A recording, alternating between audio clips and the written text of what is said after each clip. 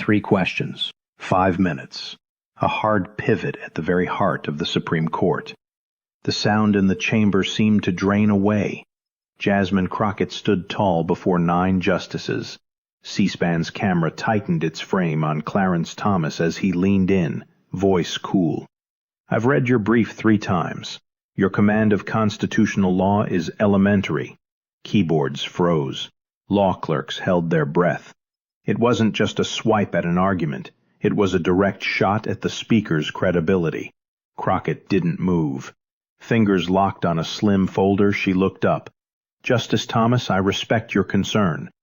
And in the next 5 minutes I'll show why that assessment isn't just wrong. It risks misleading the American public about the Constitution itself." Not a heated comeback. The opening beat of a strategy. The folder snapped open to a lattice of timelines, excerpts, and charts. A roadmap designed to test the originalist creed Thomas champions against the very opinions he's signed across 3 decades. Pens slipped from a few press benches. The chamber's balance shifted, just a notch. Thomas settled back into his seat on the center right, the bearing of more than 30 years on the nation's highest bench. The justice who once sat through arguments in silence had vanished. In his place, the conservative anchor ready to challenge anything he sees as straying from the text. Today's case, about barriers to the ballot, wasn't a technical scuffle. It was a stress test of how America defines equality at the polls. Crockett knew it. She looked up at the bench, voice measured, each word paced like a metronome. Equality doesn't end on the page. It shows up in the effects. The room dipped. Those 2 words, "in the effects," drilled into the pressure point of the debate. When a law reads neutral, but its impact is anything but. From here, this was no longer a routine grilling of a congresswoman. It became a test of judicial consistency. And with a thin, razor-sharp dossier, Crockett was poised to force the court to confront the gap between theory and real life. You're listening to Jasmine Crockett File. If this perspective helps you cut through the noise, consider subscribing to stay with us through the hearings that shape America's vote. Across from him stood Congresswoman Jasmine Crockett, the 42-year-old former civil rights attorney from Dallas. In just her 2nd year in Congress, Crockett had already established herself as a rising star in Democratic politics. Her legal background included defending protesters, fighting voter suppression, and winning complex civil rights cases across Texas. Before entering Congress, she had built a reputation as a formidable courtroom presence who could simplify complex legal arguments for juries. Crockett had been invited to present arguments in this case because of her unique expertise on voting rights in southern states. She understood that she wasn't just representing her constituents, but millions of voters whose access to the ballot box hung in the balance. "This isn't academic for me," she had told her staff while preparing. "I've seen voters turned away, polling places closed, and communities silenced. Justice Thomas might view this through constitutional theory, but I've witnessed the real-world consequences. The stakes couldn't have been higher. The case, Richardson versus Election Commission of Georgia, centered on new voter ID requirements that could potentially disenfranchise hundreds of thousands of voters, disproportionately affecting minority communities. Conservative justices, led by Thomas, seemed inclined to uphold the restrictions as necessary security measures. Liberal justices saw them as thinly veiled attempts at voter suppression. The tension in the courtroom was palpable even before the exchange began. Legal experts in the gallery whispered that the court appeared headed for a 5-4 split, with Thomas writing what would likely be a landmark majority opinion that could reshape American voting rights for decades. Thomas's dismissive comment wasn't just a personal jab. It was a signal that he intended to dismantle not only Crockett's arguments, but her credibility as a legal authority altogether. By questioning her basic understanding of constitutional law, he was attempting to undermine everything she would present to the court. What Thomas didn't know was that Crockett had anticipated this very strategy. Her team had studied Thomas's increasingly confrontational style and prepared accordingly. The folder she now held contained something that would transform this routine Supreme Court argument into a moment that would be studied in law schools for generations. The chamber remained eerily silent as Crockett gathered her thoughts. Justice Elena Kagan glanced at her colleague Thomas with a raised eyebrow. Justice Ketanji Brown Jackson subtly straightened her posture, suddenly more attentive. Everyone sensed that something unprecedented was unfolding. Justice Thomas, Crockett continued, her voice growing stronger, I'd like to address your concern about my legal understanding by directly examining the constitutional principles at stake here. Thomas leaned back in his chair, a dismissive half-smile playing at his lips. Please proceed, Congresswoman. Educate us. The condescension in his tone was unmistakable. Several journalists in the press section exchanged glances. Thomas's increasingly combative approach had been noted in legal circles, but rarely had he been so openly dismissive of an attorney appearing before the court. The 14th Amendment's Equal Protection Clause and the 15th Amendment's protection of voting rights, regardless of race, form the constitutional foundation of my argument, Crockett began methodically. The Georgia law in question creates barriers that disproportionately impact certain communities, as evidenced by data on page 34 of my brief. Thomas cut her off sharply. Congresswoman, I'm well aware of what the amendments say. What you seem to misunderstand is that these amendments don't guarantee convenience. They guarantee equal treatment under the law. The Georgia statute treats all voters identically. Several conservative justices nodded in agreement. Justice Samuel Alito leaned toward his microphone. To follow up on Justice Thomas's point, where exactly in the Constitution do you find a right to vote without showing identification? The questioning was becoming a pile-on. Crockett stood firm, but the conservative bloc of the court seemed determined to dismantle her argument before she could fully present it. Respectfully, Justice Alito, the Constitution's protections extend to ensuring that facially neutral laws don't create discriminatory effects. The data clearly shows. Data can be manipulated, Thomas interrupted again. What can't be manipulated is the text of the Constitution, which says nothing about the specific procedures states use to verify voters. Perhaps this is the elementary distinction I was referring to earlier. A few muffled gasps came from the gallery. Thomas had doubled down on his criticism, essentially accusing Crockett of data manipulation. Chief Justice John Roberts shifted uncomfortably, concerned that the exchange was becoming too personal. Crockett took a deep breath. Her assistant silently slid another document her way. Statistical analyses from 3 independent research institutions confirming the disparate impact of the Georgia law. But she knew that data alone wouldn't counter Thomas's dismissive attitude. Justice Sonia Sotomayor attempted to redirect the conversation. Let's focus on the evidence presented in the brief regarding access issues in rural Georgia counties. With respect, Thomas cut in, addressing Sotomayor but keeping his eyes fixed on Crockett. I think we need to address the fundamental misunderstanding of constitutional principles before diving into county-level data. The Congresswoman seems to be advocating for results-oriented jurisprudence rather than textual fidelity. The tension in the room escalated further. What had begun as oral arguments in a significant voting rights case had transformed into a direct challenge to Crockett's legal credibility. Some observers later noted that Thomas seemed unusually fixated on discrediting Crockett personally rather than merely challenging her legal arguments. Crockett glanced down at her notes, then up at the clock. She had limited time remaining, and Thomas's interruptions had consumed precious minutes. She needed to change the dynamic, and quickly. Justice Thomas, she said, her voice calm but resolute. You've questioned my understanding of constitutional principles several times now.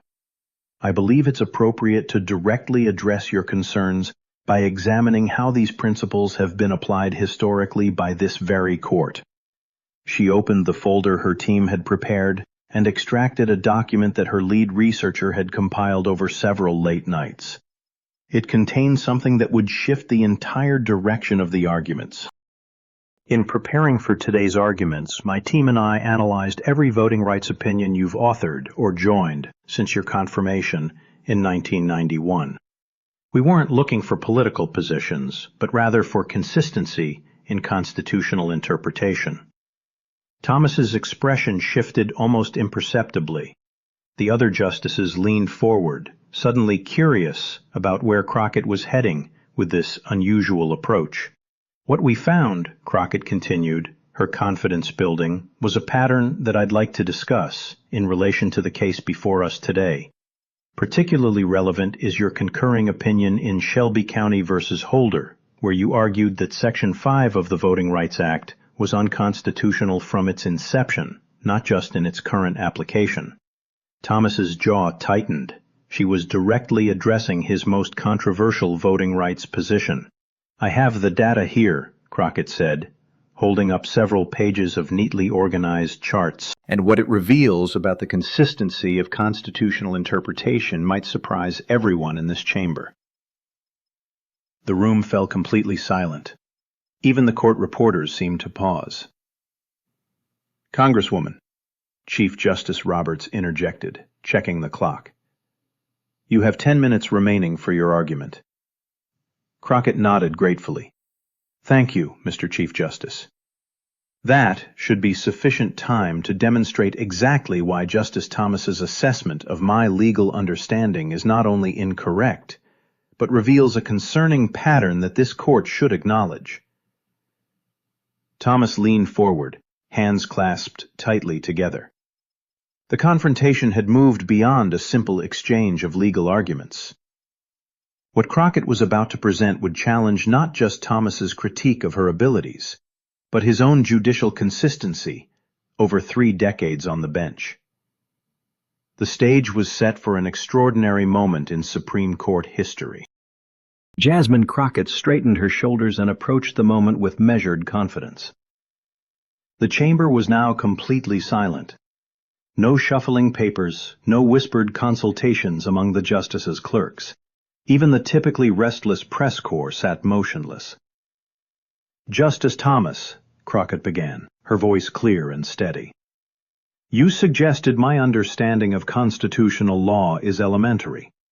I'd like to respond by examining your own application of constitutional principles in voting rights cases.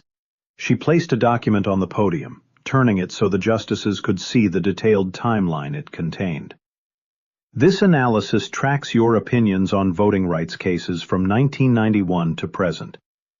What emerges is a pattern that's difficult to reconcile with the originalist principles you claim to consistently apply. Justice Thomas's expression remained impassive, but his fingers tapped lightly on the bench, a rare display of tension from the normally stoic justice.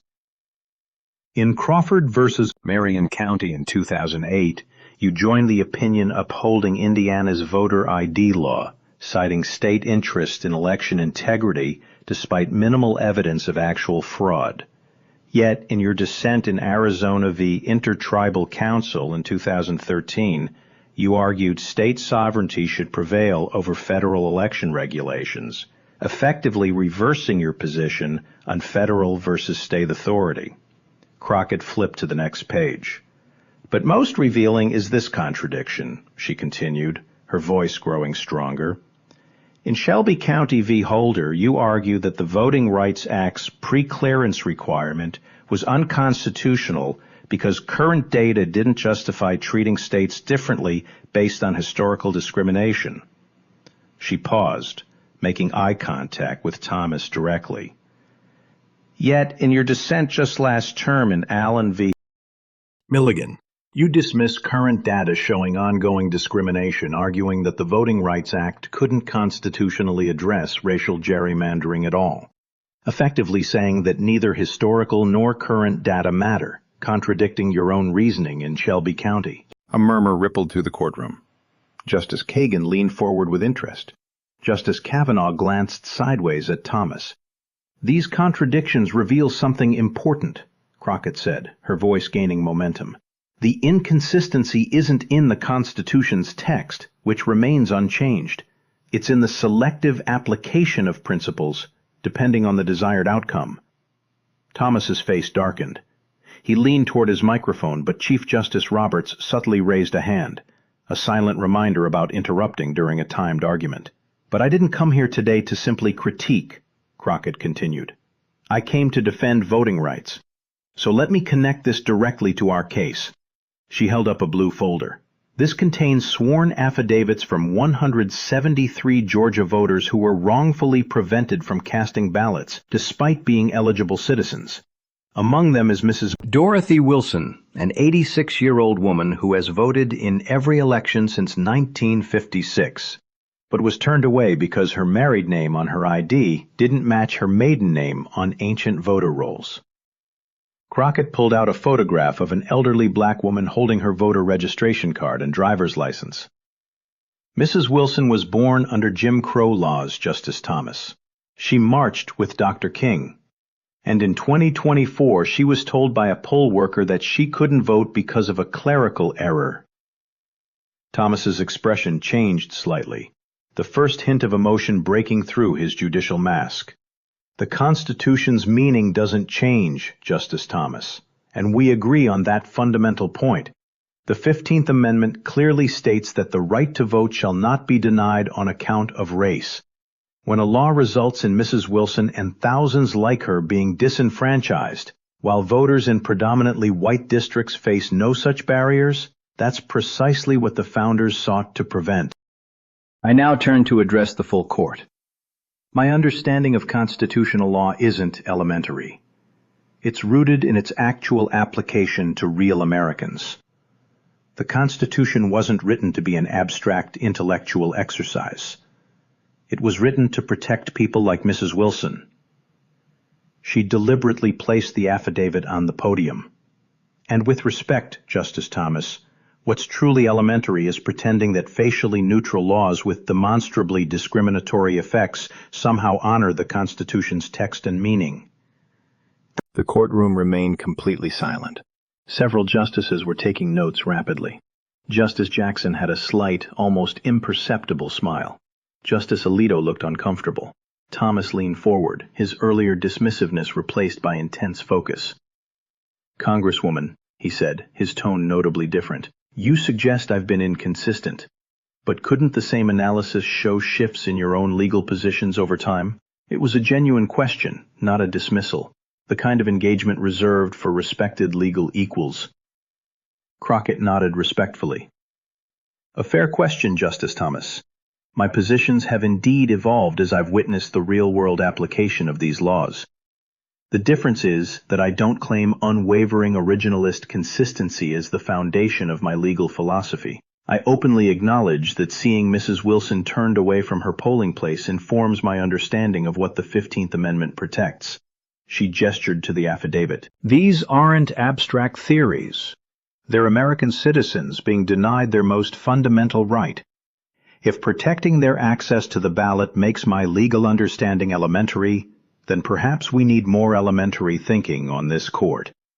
Thomas sat back, his expression unreadable, but his earlier mockery completely gone. For perhaps the first time in his judicial career, he seemed momentarily at a loss for words. Chief Justice Roberts cleared his throat. Your time has expired, Congresswoman Crockett. Thank you. As Crockett gathered her materials, a rare thing happened. Justice Ketanji Brown Jackson nodded slightly in her direction, a subtle but clear acknowledgement that reverberated through the chamber. Even more surprising, Justice Brett Kavanaugh leaned over to whisper something to Justice Barrett, both looking thoughtful rather than dismissive. The attorney for the state of Georgia approached the podium for rebuttal, but the energy had shifted dramatically. The confidence that had radiated from the conservative justices earlier had been replaced by a pensive uncertainty. What had begun as Thomas attempting to publicly diminish Crockett's legal credibility had transformed into something unexpected. A moment where a congresswoman had not only stood her ground, but had effectively challenged one of the most powerful jurists in America on his own terms, using his own words and decisions against him. As Crockett took her seat, reporters were already slipping out of the courtroom to file their stories. Whatever the eventual ruling would be, today's exchange had become the story, a story that would soon explode across every media platform in America. Within minutes of the Supreme Court session ending, the first tweets appeared. A CNN legal correspondent posted, "Unprecedented. Representative Crockett turns tables on Justice Thomas after he questioned her legal knowledge. Most direct challenge to a sitting justice I've seen in 20 years covering SCOTUS." By the time Crockett exited the Supreme Court building, her phone was buzzing continuously with notifications. The hashtags Crockett versus Thomas and Elementary Mr. Thomas were already trending nationally. Cable news channels had dropped their planned segments to cover what commentators were calling a historic confrontation at the nation's highest court. Outside on the iconic marble steps, reporters swarmed around her. "Congresswoman, were you prepared for Justice Thomas to attack your legal credentials?" shouted one reporter. Crockett paused, choosing her words carefully. "I came prepared to defend voting rights, not my resume. But yes, my team anticipated challenging questions, and we prepared accordingly." Another reporter called out, "Do you think your exchange with Justice Thomas will influence the final decision?" "That's not for me to say," Crockett responded diplomatically. "Supreme Court justices base their decisions on constitutional principles, not on oral arguments. I simply presented the facts as I see them." But behind her measured public response, Crockett's team knew something significant had occurred. As they gathered in her congressional office later that afternoon, her chief legal advisor couldn't contain his excitement. "The clerk I spoke with said Thomas was completely silent during the conference immediately after arguments," he told Crockett. "That never happens. He always leads with his position on voting cases." By evening, the video clips had gone viral. The moment when Crockett produced the timeline of Thomas's contradictory opinions have been viewed over 7 million times across platforms. Law professors were already assigning the transcript as required reading. Constitutional scholars from across the political spectrum weighed in, many acknowledging the effectiveness of Crockett's approach, regardless of their position on the underlying case. Harvard law professor Lawrence Tribe tweeted, "Whether you agree with her position or not, Crockett demonstrated masterful legal argumentation today. Using a justice's own words to challenge their consistency is advocacy of the highest order." Conservative legal commentator Jonathan Turley wrote in his blog, "While I disagree with her conclusions, Crockett's methodical presentation of Thomas's voting rights jurisprudence reveals a troubling pattern that originalists must address honestly." In newsrooms across America, producers scrambled to book experts who could explain the significance of the exchange to viewers. Fox News assembled a panel of conservative legal scholars, some defending Thomas, while others acknowledged the effectiveness of Crockett's strategy. "She didn't attack him personally," noted one conservative commentator.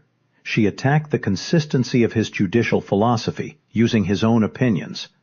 That's fair game, and frankly, it was brilliantly executed." On MSNBC, legal analyst Neil Katchell, who had argued dozens of cases before the Supreme Court, couldn't hide his amazement. "What we witnessed today was extraordinary. Supreme Court advocates spend their careers avoiding direct challenges to justices. Crockett not only confronted Justice Thomas's dismissive treatment, she methodically demonstrated contradictions in his judicial record that he couldn't easily dismiss." The White House carefully avoided direct comment, with the press secretary stating only that the president believes robust legal debate strengthens our democracy. Behind the scenes, however, sources reported that several calls had been made to Crockett's office from senior administration officials expressing private support. By the following morning, the story had made front pages nationwide. The New York Times headline read, "In rare Supreme Court confrontation, Congresswoman challenges Justice Thomas's consistency on voting rights." The Wall Street Journal went with, "Supreme drama. Representative Crockett's methodical response to Thomas raises questions about judicial consistency."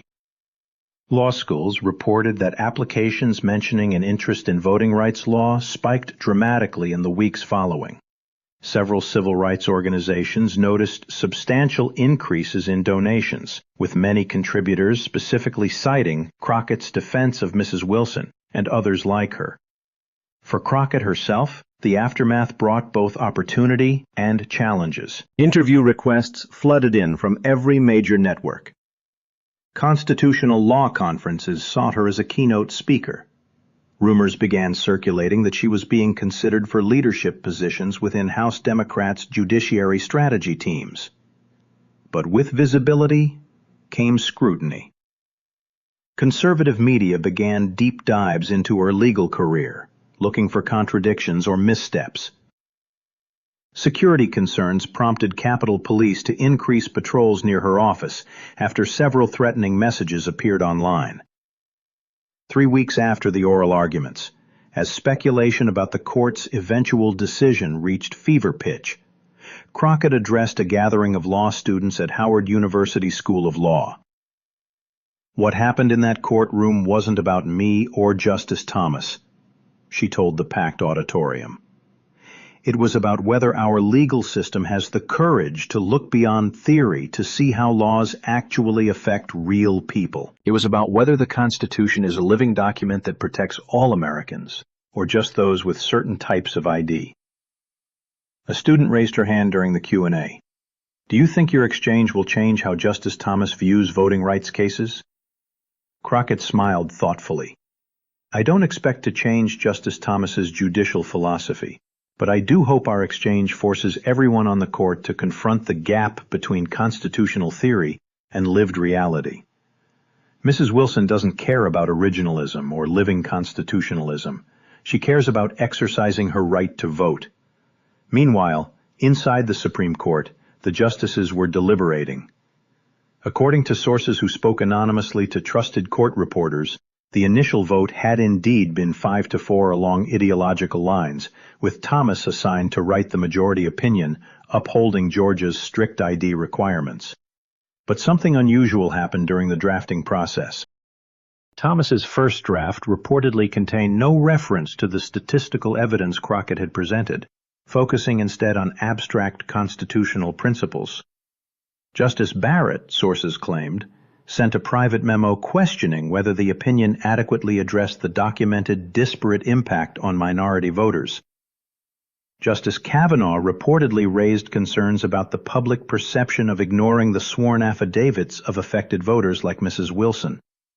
When the court's decision was finally announced 2 months later, legal observers were stunned. In an unexpected 6-3 ruling, the court struck down key provisions of Georgia's voter ID law while upholding others, a nuanced decision that acknowledged both security concerns and access issues. Most surprising was the majority opinion written by Chief Justice Roberts, but joined by Thomas along with the court's 3 liberal justices and Justices Barrett and Kavanaugh. The opinion specifically cited compelling evidence that certain provisions of the law create substantial and unnecessary barriers to voting that fall disproportionately on specific communities. In a rare concurring opinion spanning just 1 paragraph, Justice Thomas wrote, "While I maintain that the Constitution's text provides the ultimate guidance in these matters, I acknowledge that faithful application of constitutional principles requires careful consideration of their effects on citizens, such as those who provided testimony in this case. The 15th Amendment's prohibition on denying the right to vote on account of race applies not just to laws that explicitly mention race, but also to those that achieve the same prohibited result through more subtle means. The evidence presented in this case demonstrates that certain provisions of the Georgia law fall into this latter category." Legal scholars immediately noted the significant shift from Thomas's previous positions, a shift that many attributed directly to his exchange with Crockett.